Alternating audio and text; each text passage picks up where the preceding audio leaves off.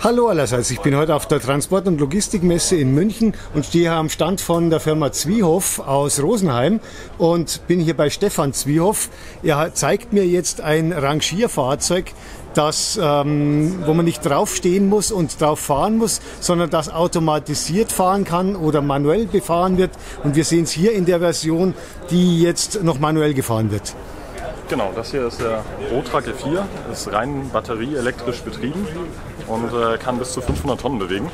500 Tonnen, wie schwer ist denn das Fahrzeug? So wie es jetzt hier auf der Messe steht, wiegt es ca. 9 Tonnen. Standardmäßig ist es ca. 8 Tonnen schwer. 8 Tonnen. Und das wird batteriebetrieben? Das ist rein batteriebetrieben mit einem Bleiakku. Ist aber auch Lithium-Ionen- oder Wasserstoffakku ist jederzeit denkbar. Wie lange kann man mit so einem Fahrzeug dann fahren mit einer Akkuladung? Circa 6 bis 8 Betriebsstunden. Also Dauerfahrbetrieb dann 6 bis 8 Stunden? Genau. Wie schnell fährt man mit so einem Fahrzeug dann? Maximal 5 km/h. 5 km/h. Das heißt also reine Rangieraufgaben innerhalb eines Werksgeländes oder eines Betriebswerks? Oder wie sind die Einsatzfälle normalerweise? Meistens in Instandhaltungsbetrieben, in der Halle. Die letzten 1-2 Kilometer werden damit rangiert und Züge und Waggons zusammengestellt. Das sind so die Haupteinsatzzwecke. Und wie rangiert man? Sie haben hier schon ein Bedienteil, habe ich jetzt vorhin schon gesehen. Genau. Und das können wir uns ja vielleicht mal aus der Nähe anschauen. Vielleicht gehen wir mal in den Schatten, dass wir das ein bisschen besser sehen, dass man auf dem Display erkennen kann. Da ist eine Kamera mit drauf, die das Bild zeigt von der Kamera, die hier, oder besser gesagt ein Monitor war drauf. Und hier sieht man die Kamera, die dann das Bild hier wiedergibt über ein iPad, glaube ich, war das? Genau, richtig.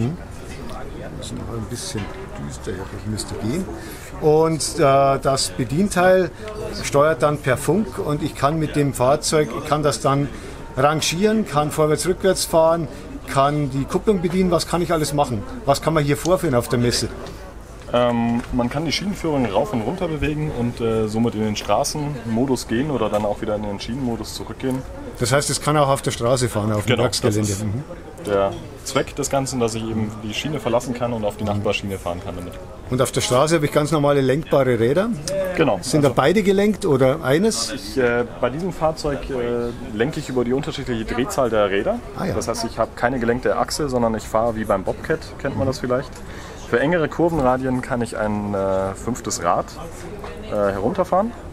Mit diesem Rad, das ist eine gelenkte Bugrolle, fahre ich dann wie beim Stapler mit einer angetriebenen Achse und einer gelenkten Bugrolle. Gut.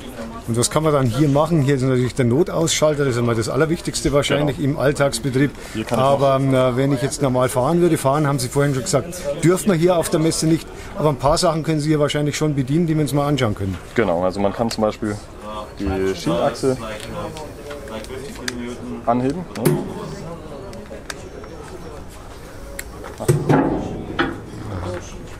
Einmal die Schienenachse anheben, an der vorderen Achse, an der hinteren Achse.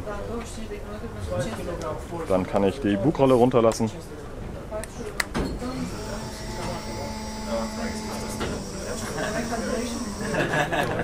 Und somit bin ich im Straßenmodus flexibel und wendig einsetzbar.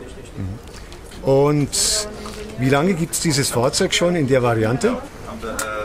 Circa 2015 haben wir das vorgestellt. 2011 haben wir mit der kleineren Variante angefangen, die bis zu 250 Tonnen bewegen kann. Das ist der Rotra G2. Die sehen wir dann hier im Hintergrund. Das ist das kleine Fahrzeug. Genau, das können wir uns mal anschauen.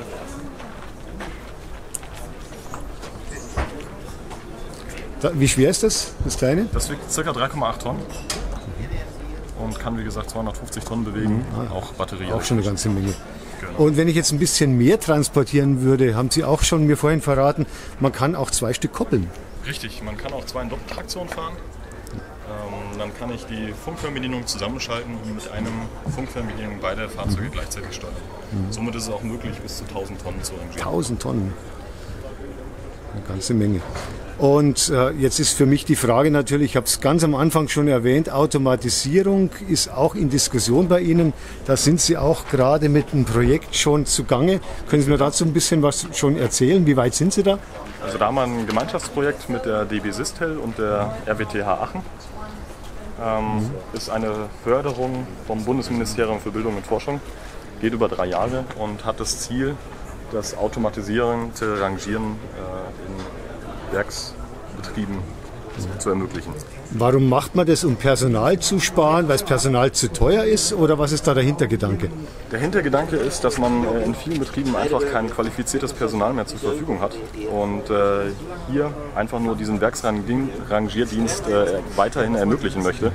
Also Personal sparen ist nicht das Ziel, sondern es ist ganz klar. Qualifiziertes Personal ist einfach keines mehr zu bekommen, der Markt ist leergefegt. Richtig, ich muss mir was Neues einfallen lassen und ich muss auch die Abwicklung auf irgendeinem Bahnhofsbereich oder Werksgelände, hauptsächlich ist es wahrscheinlich in dem Falle, dann eben hier irgendwie optimieren. Genau, das ist das Ziel.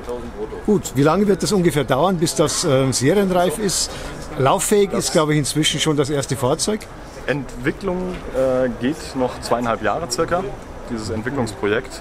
Wir hoffen, dass wir danach den ersten Prototypen vorstellen können, um dann damit auch im Markt weitere Erfahrungen sammeln zu können. Gut, das heißt, in etwa 2 bis 3 Jahren sind wir so weit, genau, dass wir dann vielleicht die Fahrzeuge wirklich im Regeleinsatz sehen. Das ist das Ziel. Ja. Dann wünsche ich viel Erfolg, bedanke mich fürs Interview. Dankeschön.